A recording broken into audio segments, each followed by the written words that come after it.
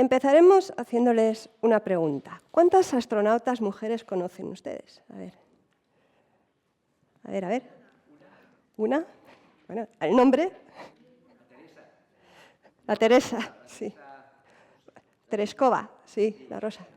¿Alguna más? Nada, caray. Pues sí, es verdad que conocemos poquitas porque en realidad es que han sido muy poquitas. Solo un 13% de las mujeres de los astronautas ha sido una mujer. Y esas poquitas pues lo han logrado a base de mucho tesón, mucho esfuerzo y bastante sufrimiento también. Y bueno, hoy esta tarde pues vamos a ver un poquito la historia de estas chicas.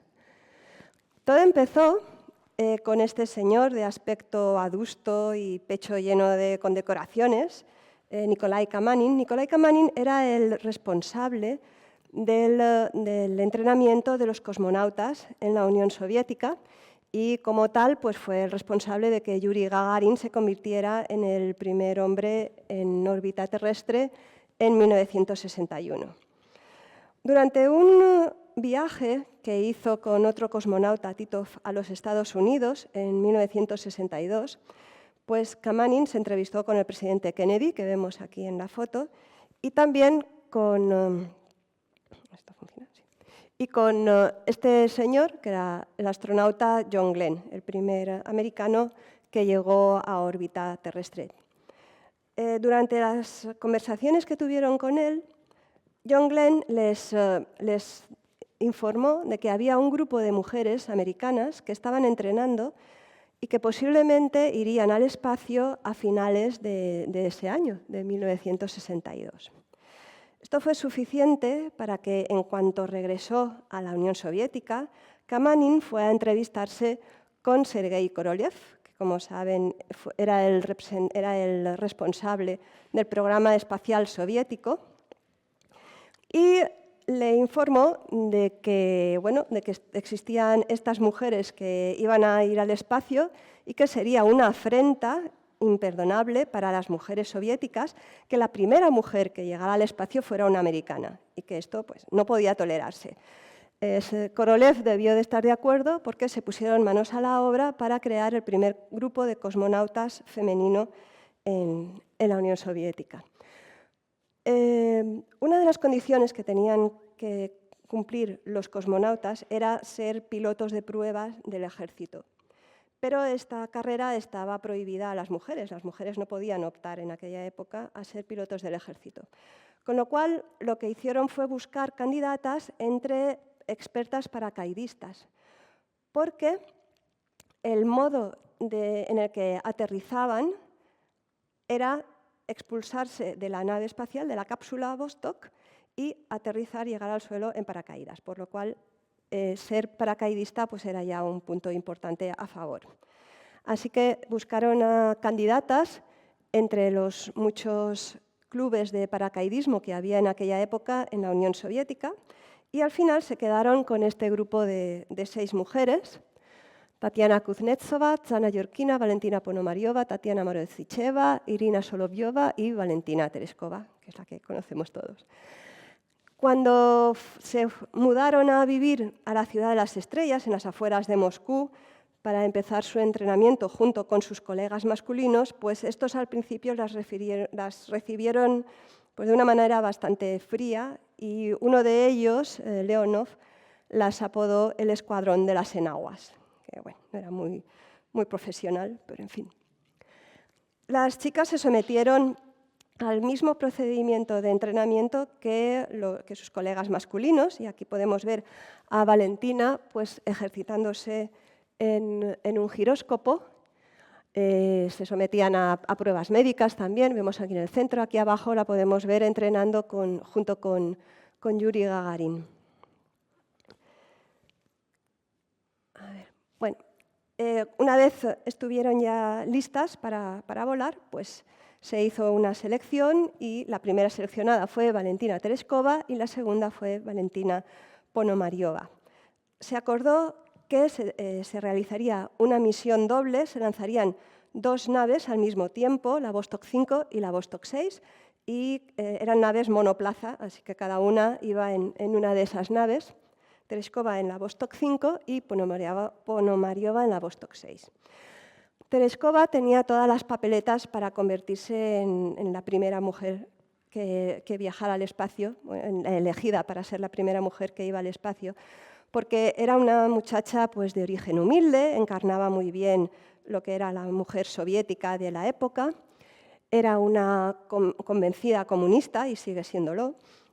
Cuando le preguntaron durante la entrevista de selección qué quieres de la vida, ella contestó apoyar irrevocablemente al Partido Comunista, con lo cual ganó muchos puntos. Entonces, además de ser muy buena paracaidista, era también muy buena comunista y un buen elemento de propaganda para el régimen soviético.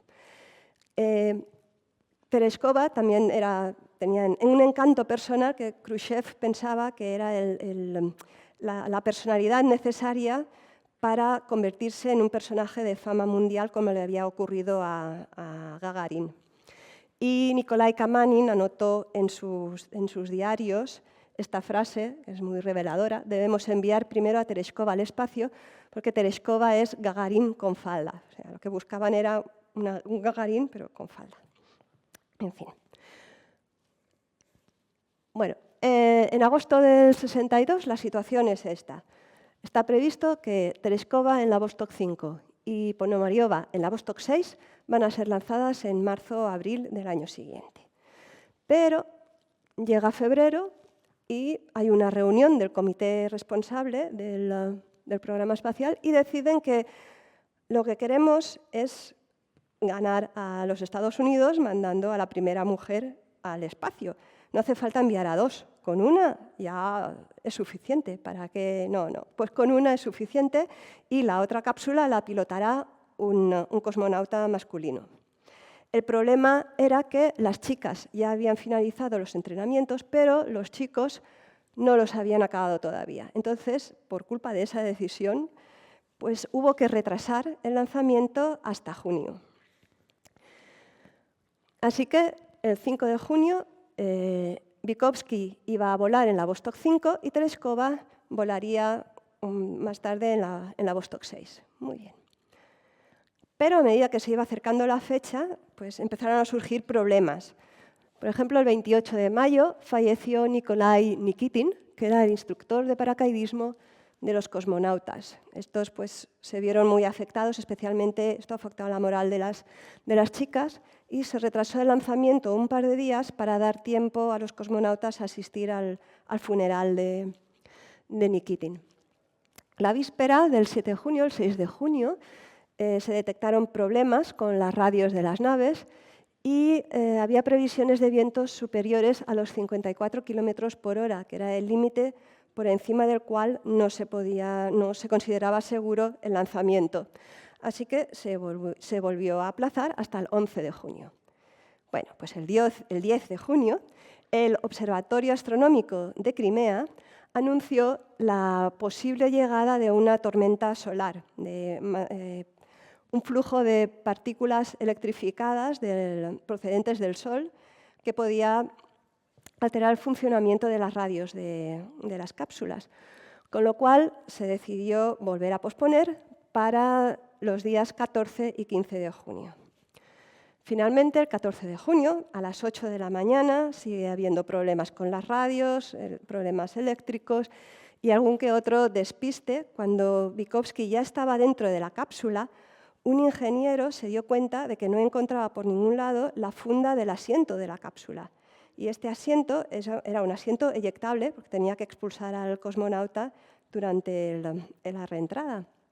Si la funda estaba puesta, el asiento no funcionaría y el cosmonauta moriría abrasado en el interior de la cápsula. Así que lo sacaron y comprobaron si estaba todo en regla y, bueno, finalmente, a las 5 de la tarde, ya consiguieron lanzar la Vostok 5.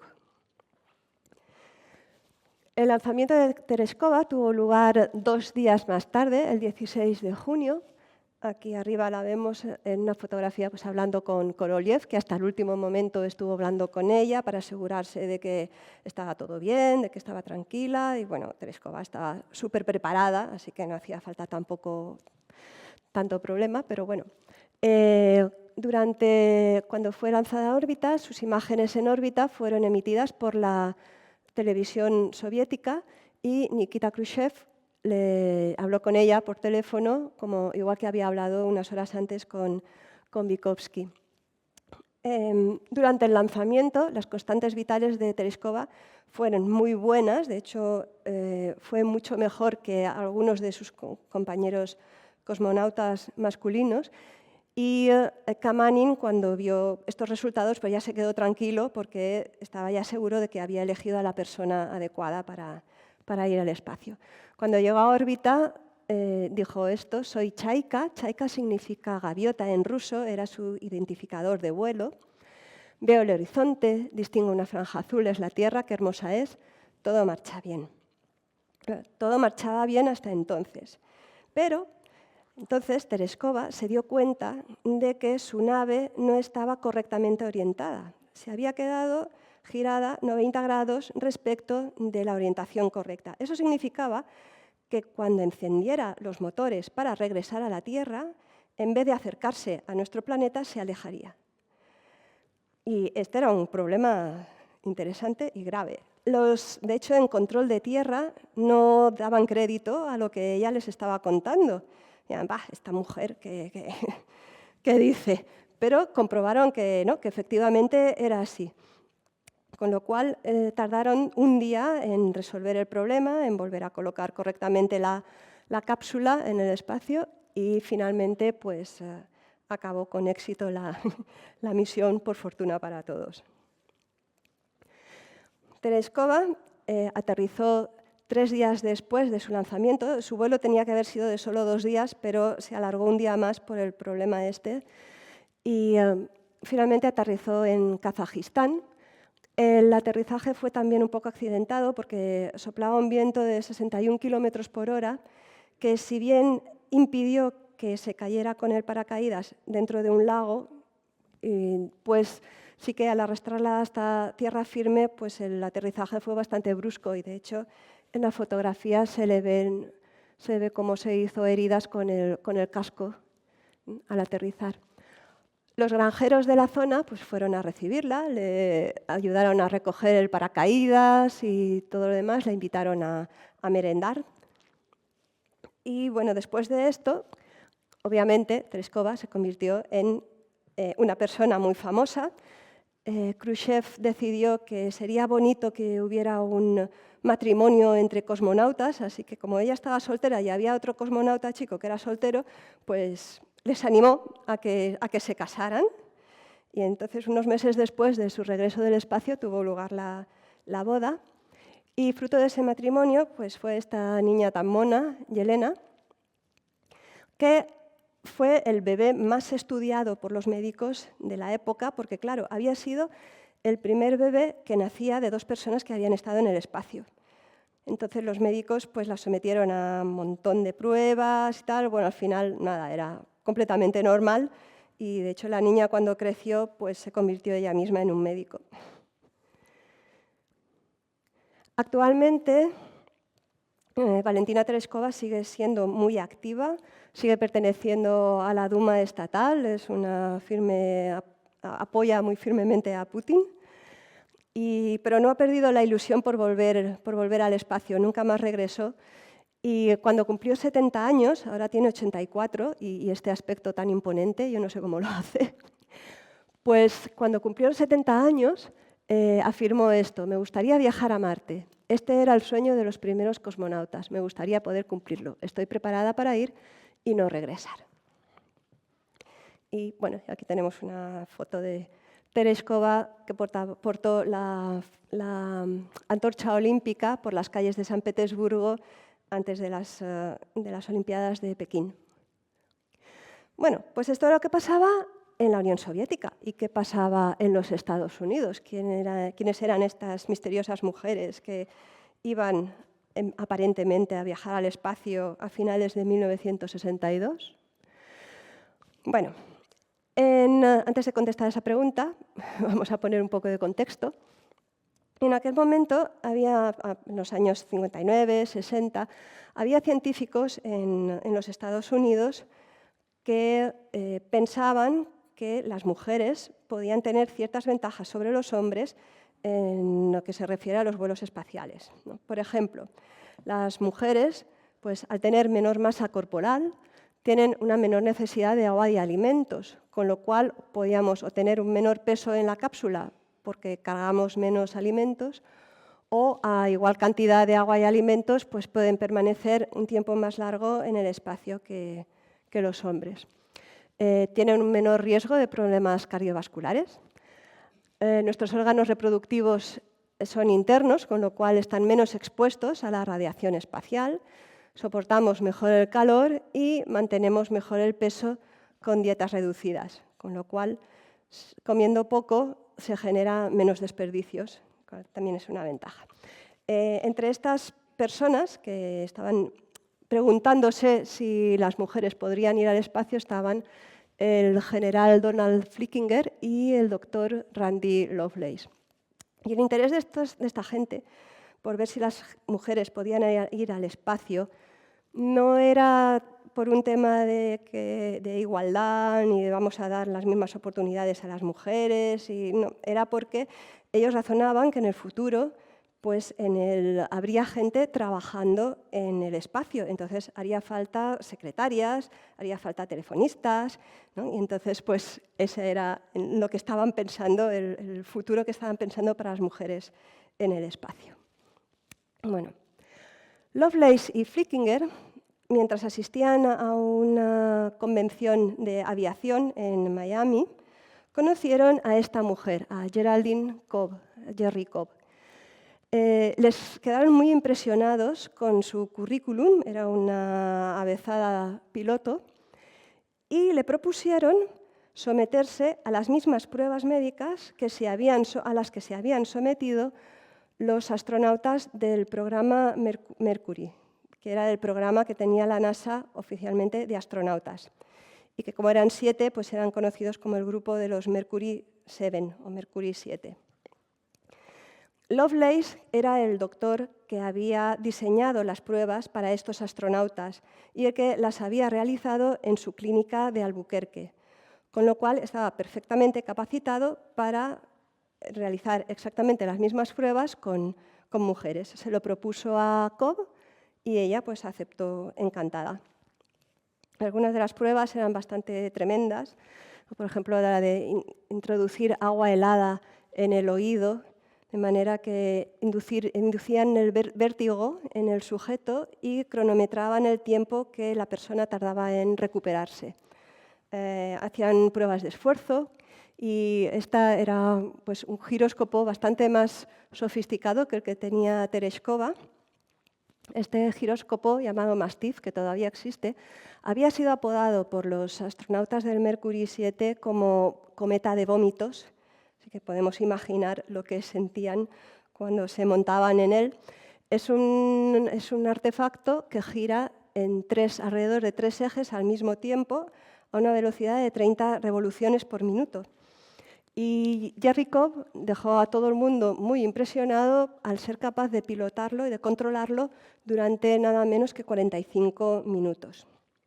Bueno, al final, los resultados de las pruebas médicas y de las pruebas que Lovelace hizo con Jerry Cobb fueron excepcionales. De hecho, sus resultados estaban por encima del 98% del resto de personas que habían realizado las mismas pruebas.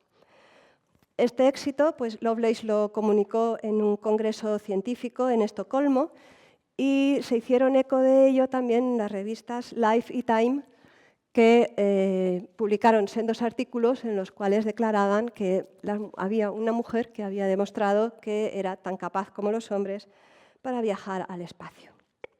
Animado por este éxito, Lovelace decidió realizar más pruebas con otras mujeres. Para ello, contactó con su amiga Jacqueline Cochran, que era una experimentada piloto, de hecho fue la primera mujer que rompió la barrera del sonido.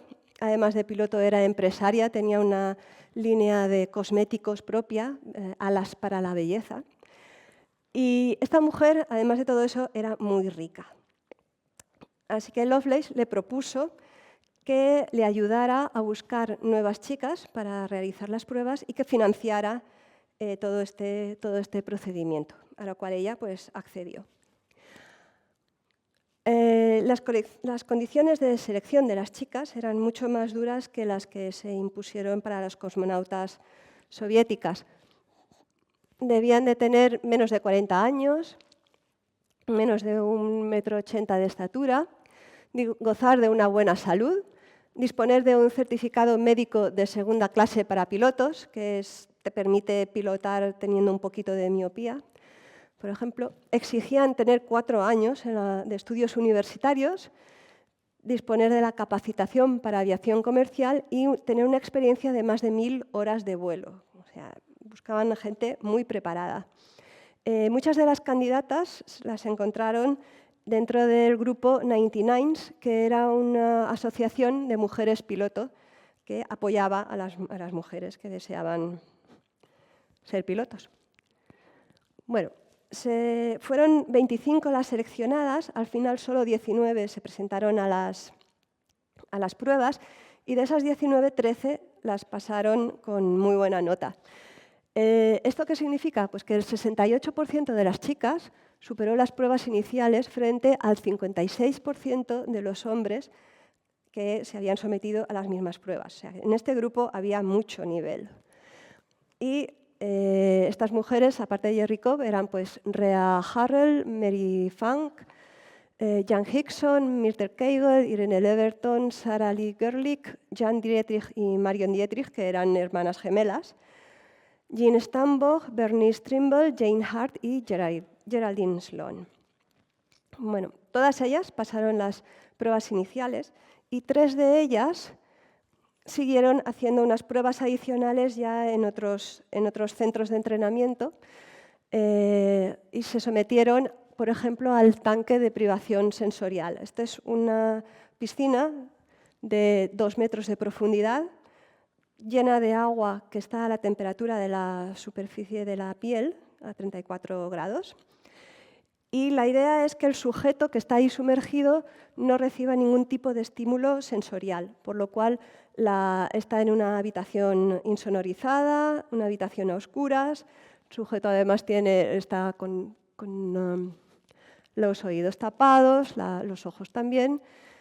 Y bueno, los experimentos anteriores habían demostrado que normalmente a partir de las 6 horas la gente empezaba a alucinar. Jerry Cobb aguantó más de 9 horas y media. Rhea Harrell y Wally Funk aguantaron más de 10 horas. Y en los 3 casos, el experimento fue finalizado por los controladores, porque bueno, ya se aburrían de estar allí. De hecho, cuando salió Wally Funk, dijo que podía haberse quedado muchas más horas, que estaba muy a gusto allí dentro. Bueno, la prueba de privación sensorial que había realizado John Glenn, recordemos, el primer astronauta americano en órbita, consistió en entrar en una habitación a oscuras, donde tenía una silla y una mesa, encontró un cuaderno encima de la mesa y pasó 2 horas escribiendo poemas. Y esa fue toda la prueba de privación sensorial que le exigieron a él, que sí viajó al espacio. Bueno, finalmente, claro, habían empezado Lovelace pidió permiso para utilizar unas instalaciones federales para seguir el entrenamiento de las chicas. Con lo cual, la NASA de repente se dio cuenta de que aquello se les estaba yendo de las manos y que en ningún momento ellos habían aprobado esta iniciativa de Lovelace. Con lo cual, le prohibieron seguir con los entrenamientos y le pidieron que cancelara completamente el programa. Las chicas acudieron al Congreso americano, hubo una investigación. En esta investigación declararon Cobb y Jane Hart, que estaba casada con un senador americano, y por la parte de NASA declaró John Glenn, que dijo esto: los hombres van y luchan en las guerras y vuelan en los aviones y regresan, y ayudan a diseñarlos, construirlos y probarlos.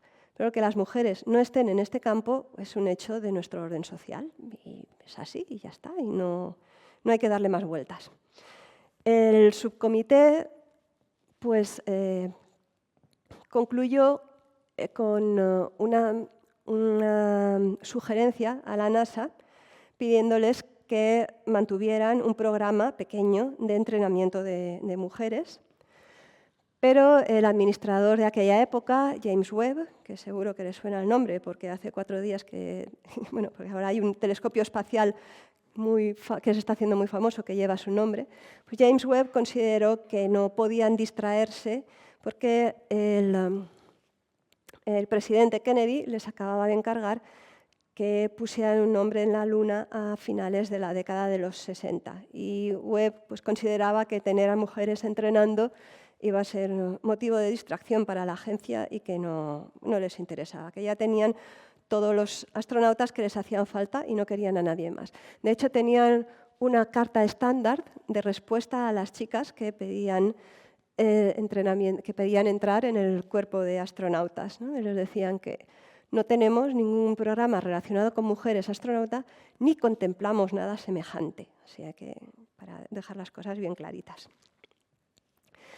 Bueno, la cancelación del programa americano, del programa de Lovelace, coincidió casi en el tiempo con el viaje al espacio de Tereshkova. Tereshkova viajó en junio y el programa americano se canceló en julio, con lo cual, claro, hubo mucha gente muy enfadada, entre ellas la editora de la revista Life, Claire Booth Luce, que puso esta frase en la portada de la revista: una chica del espacio soviética hace que los hombres de los Estados Unidos parezcan estúpidos.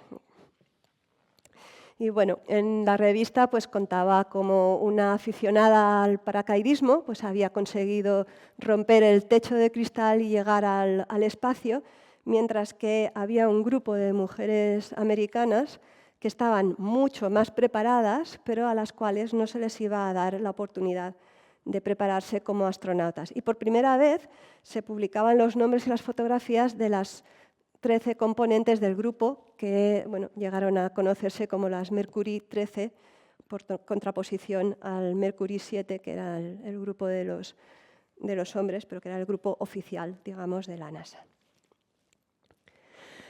Bien, ninguna de ellas voló al espacio, salvo esta mujer, Wally Funk, que era la más joven del grupo en aquella época, y ella siempre mantuvo la esperanza de poder viajar al espacio.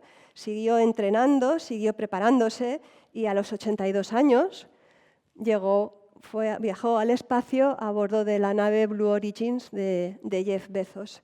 Con lo cual, nunca es tarde para cumplir los sueños, ni siquiera el de ir al espacio. Bueno, 13 años después de la cancelación del programa del Mercury 13, la NASA, por fin, iba a empezar el proyecto del transbordador espacial y decidieron que ya era hora de incorporar a mujeres y a personas de minorías raciales entre los candidatos a astronauta. Así que, bueno, en la convocatoria oficial de julio del 76, animaban a personas de minorías y mujeres a que presentaran su solicitud. Sin embargo, había mucha desconfianza en la sociedad americana, entre las mujeres y entre las personas de minorías raciales. No se fiaban de que realmente la NASA tuviera la menor intención de fichar a mujeres. En el programa de astronautas de la NASA, una de las condiciones era también ser piloto de pruebas. Por supuesto, las mujeres no podían ser piloto de pruebas, igual que ocurría en la Unión Soviética, y ese era uno de los argumentos que se daban para decir que las mujeres pues, no podían ser astronautas. En este momento, las mujeres seguían sin poder acceder al ejército como pilotos, y entonces lo que se hizo fue crear un nuevo tipo de astronauta, que era el especialista de misión, que era una persona con formación científica, que se encargaba de realizar los experimentos durante el viaje espacial, pero que no podía, por ejemplo, pues, pilotar el transbordador ni comandar el transbordador espacial. Bueno, pues entonces las mujeres iban a ser especialistas de misión, Pero, como he dicho, había mucha desconfianza y la NASA apenas logró recibir unas pocas solicitudes de mujeres. Así que la NASA pues, contactó con esta mujer, Nichelle Nichols, una actriz, que era la actriz que encarnaba a la teniente Uhura en la serie de televisión Star Trek. Y Nichols había hablado ya varias veces criticando abiertamente a la NASA por no aceptar en sus filas mujeres ni astronautas de minorías raciales. Por lo cual, cuando le propusieron que les ayudara a buscar a estas personas, ella pues, dijo que sí, pero les lanzó una buena amenaza: que os traeré a la gente más cualificada del planeta, tan cualificada como la que hayáis podido tener nunca, y os las traeré acarretadas. Pero si no elegís una persona de color, si no elegís una mujer, si es el mismo cuerpo viejo de astronautas, de hombres blancos, como habéis hecho en los últimos años, y yo no soy más que otra a la que habéis embaucado, entonces seré vuestra peor pesadilla. Está claro que no se fiaban de la NASA, de las intenciones de la NASA, ni siquiera ella. Bueno, pues en 4 meses consiguió que 1.700 mujeres y otras 1.000 personas de minorías raciales aplicaran al programa de astronautas de la NASA, y por fin en la 8ª promoción de astronautas de la NASA es la primera con 6 mujeres. Estas 6 mujeres, Sally Ride, Anna Fisher, Judith Resnik, Shannon Lucid, Kathryn Sullivan y Margaret Seddon. Todas ellas volaron al espacio en algún momento, a diferencia de las cosmonautas rusas, que no voló ninguna salvo Tereskova, que lo hizo solo una vez. En este caso, Shannon Lucid, por ejemplo, voló 6 veces al espacio. Bueno, ¿qué pasaba mientras tanto en la Unión Soviética?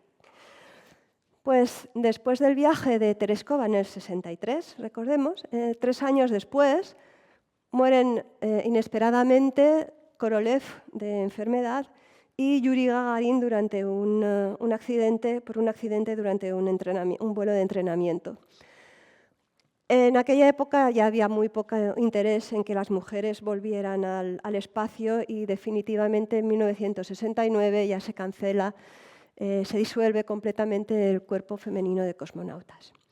Hasta 1979, fecha en la que Valentín Glushko crea el segundo cuerpo femenino. ¿Por qué 1979? Pues porque en 1978 la NASA había presentado a sus nuevas 6 mujeres astronautas. Entonces, Glushko decidió que había que actuar y reaccionar con rapidez.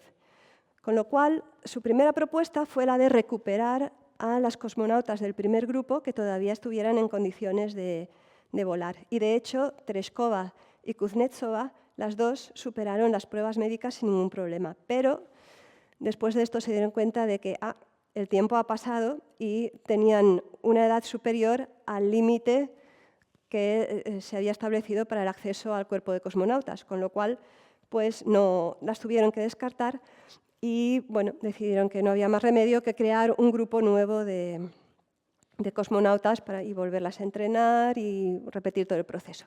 Pero esta vez buscaron a candidatas que estaban mucho más cualificadas que la vez anterior. Entre el grupo había 4 médicos, 3 ingenieras, una física y una piloto de pruebas, porque en esta época ya las mujeres en la Unión Soviética podían ser pilotos de pruebas. Svetlana Savitskaya tenía también todas las papeletas para ser la primera de este grupo, primera y al final única, de este grupo que viajara al espacio, porque además de ser una excelente piloto, pues era también hija de un general del ejército ruso y su madre era la responsable del Partido Comunista de Moscú, cosa que, bueno, pues no hacía daño, ¿verdad? Svetlana se convirtió en agosto del 82 en la segunda mujer en el espacio, cuando visitó la Estación Espacial Militar Salyut 7. Y esto no fue casualidad, porque a principios de 1982 la NASA anunció que Sally Ride iba a volar en el transbordador espacial en una misión en 1983, con lo cual se iba a convertir en la segunda mujer, primera americana y segunda que iba al espacio. Pero en la Unión Soviética, bueno, pues de la noche a la mañana apareció el nombre de Svetlana Savitskaya entre la tripulación que iba a viajar a la estación en agosto de 1982. Luego, en el 84, también se convirtió en la primera mujer que realizaba un paseo espacial, una actividad extravehicular. Y tampoco fue casualidad, porque unos meses antes la NASA había anunciado que Kathryn Sullivan iba a realizar un paseo espacial, con lo cual, pues bueno, ellos decidieron que tenían que adelantarse y como Savitskaya estaba muy bien preparada, pues también de la noche a la mañana dijeron, te toca hacer un paseo espacial y vas a ser la primera mujer en realizar un paseo espacial. Bueno, finalmente, en el 83, los Estados Unidos ya envía al espacio a una mujer, Sally Ride. Como he dicho, voló en calidad de especialista de misión, realizando experimentos de diverso tipo en los 2 viajes que realizó al espacio. Claro, ser la primera tiene muchos inconvenientes. Uno de ellos fue que los tampones de Sally Ride posiblemente sean los más famosos de la historia de la astronáutica, ya que los ingenieros pues, preparaban neceseres para los astronautas que se llevaban durante los vuelos espaciales. Pero no sabían que llevaba una mujer astronauta al espacio. Se preguntan, ¿y qué llevarán? Bueno, pues las mujeres, ¿qué les pasa? Pues tienen la regla. Bueno, pues entonces le harán falta tampones por si acaso.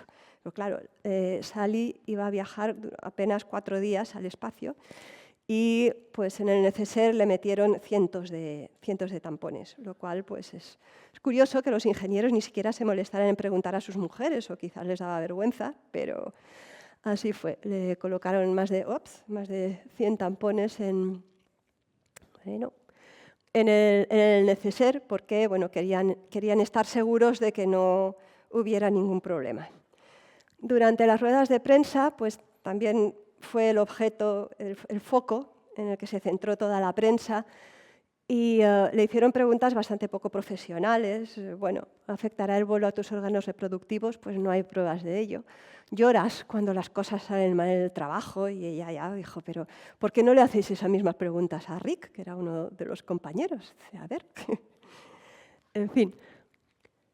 Después de pasar todo esto, que la prueba más difícil seguramente fue la de la prensa, en 1983, en junio, casi 20 años justos después del lanzamiento de Tereshkova, justo durante el 20 aniversario del histórico vuelo de Tereshkova, Sally Ride voló al espacio a bordo del Challenger. Como recordatorio, pues LEGO creó esta figurita de Sally Ride junto al transbordador y otra de Mae Jemison, que fue la primera astronauta de color. Desde enero de este año, circula en los Estados Unidos una moneda de $0,25 con la efigie de Sally. Y Sally Ride, cuando dejó la NASA, creó una fundación que apoya a las niñas y a las mujeres que tienen interés en la ciencia y en el espacio. Pero no todo era competición, también hubo colaboración entre la Unión Soviética y el bloque occidental. Un ejemplo de esto fue el vuelo de la primera cosmonauta occidental y primera astronauta también británica, Helen Sharman. Helen Sharman era una ingeniera química que trabajaba en la fábrica de chocolates Mars. Mars en inglés es Marte, con lo cual bueno, la prensa hizo bastantes chistes con lo de la chica de Marte. Y voló al espacio con los rusos, con los rusos y visitó la estación espacial Mir. Este viaje fue fruto de un acuerdo entre varias empresas británicas y la Agencia Espacial Soviética, que querían pues, tener un proyecto de amistad entre el bloque oriental y el occidental. Y estas empresas fueron las que financiaron el vuelo de Sharman. Sharma no tenía ningún interés en ser astronauta, simplemente un día iba en el coche y oyó un anuncio en la radio que decía que se buscaban a candidatos para ser astronautas y que no se requería experiencia previa. Y dijo, bueno, pues voy a probar. Y probó y al final pues, fue elegida entre más de 13.000 candidatos. Cuando voló al espacio, pues se llevó consigo una fotografía de la reina Isabel II y un pasaporte espacial expedido por Rusia por si acaso aterrizaba en algún lugar fuera de la Unión Soviética. Hay que preverlo todo. En dirección contraria, la primera mujer rusa que voló con el transbordador espacial, con el Atlantis, fue Yelena Kondakova. Ella se había convertido anteriormente en la primera mujer que realizaba una estancia de larga duración. Fue en el año 94 a bordo de la Estación Espacial Mir. Y bueno, mientras estaba allí, su marido, que también era cosmonauta, pues hizo una protesta formal porque consideraba que no era justo que su mujer estuviera allí en el espacio y él tuviera que quedarse en casa y encargarse de la hija. Con lo cual, los responsables del programa espacial soviético le dieron permiso para trabajar desde casa y para así poder cuidar de la niña. Con lo cual, en la Rusia de 1994 ya tenemos un buen ejemplo de lo que era el teletrabajo y la conciliación familiar. Bueno, paradójicamente, solo han volado 5 astronautas rusas, o cosmonautas rusas. 4 de ellas han volado con Roscosmos, con la Agencia Espacial Rusa. En cambio, ha habido 5 extranjeras que han volado con Roscosmos. Es curioso cómo ellos mismos impiden el paso de sus propias mujeres. Actualmente hay otra rusa en la Estación Espacial Internacional, Anna Kikina, pero que ha volado con los americanos, ha volado con SpaceX, con lo cual tampoco cuenta. Así que solo ha habido 4 mujeres que han volado hasta el momento con Roscosmos, lo cual pues, dice mucho del poco interés que tienen en Rusia en que las mujeres pues, viajen al espacio. Mae Jemison fue la primera mujer de color que voló al espacio en el 92 a bordo del transbordador Endeavour. Mae creció viendo la serie Star Trek en la televisión, perdón, la de la teniente Uhura, y ella comentaba que viendo a la teniente Uhura, que era una mujer de color, que era teniente, que formaba parte de una tripulación multirracial en una nave espacial, pues eso le inspiró, le hizo pensar que era posible que ella algún día se convirtiera también en astronauta. Y luego comentaba esto, ¿no? Que las imágenes nos muestran posibilidades. Muchas veces la fantasía es lo que nos permite llegar a la realidad. Entonces ella fue una de las personas que, inspirada por Nichelle Nichols, pues llegó también a la NASA. Cuando salió de la NASA, creó una fundación que se hace cargo del proyecto Nave Espacial de los 100 años. Es un proyecto de construcción de una nave espacial que dentro de 100 años sea capaz de viajar entre las estrellas. Y durante ese proceso, toda la tecnología que se va desarrollando pues es aplicada también a las necesidades que hay en la Tierra. Por fin, en 1995, voló la primera mujer piloto, Eileen Collins.